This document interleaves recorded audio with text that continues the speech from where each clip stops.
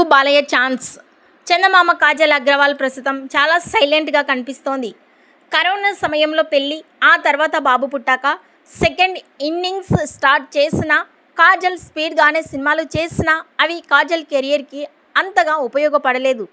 ఇకపై కాజల్ సీనియర్ హీరోలకు care of అడ్రస్గా మారుతుంది అనుకున్నారు. అందులో భాగంగానే కాజల్ బాలయ్య సరసన భగవంత్ కేసరిలో నటించింది.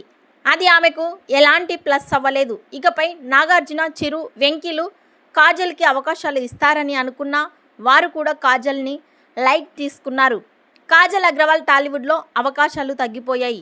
హీరోయిన్ సెంట్రిక్ మూవీస్ కూడా వర్కౌట్ అవ్వలేదు. ఇలాంటి సమయంలో బాలయ్య చందమామకు ఛాన్స్ ఇచ్చినట్లుగా తెలుస్తోంది. బాలయ్య, గోపిచంద్, మల్లినేని కలయికలలో తెరకెక్కుతున్న ఎన్బికే 111లో నయనతార మెయిన్ హీరోయిన్ కాగా కాజల్ను మరో హీరోయిన్గా ఎంపిక చేస్తారని తెలుస్తోంది. అసలు అవకాశాలు లేని టైంలో కాజల్కి ఈ బాలయ్య ఆఫర్ ఇవ్వడం నిజంగానే లక్కీ అని చెప్పాలి. ఎన్బికే 111 మూవీలో కాజల్ నటించడంపై మీ అభిప్రాయాన్ని కామెంట్స్ రూపంలో తెలియజేయండి.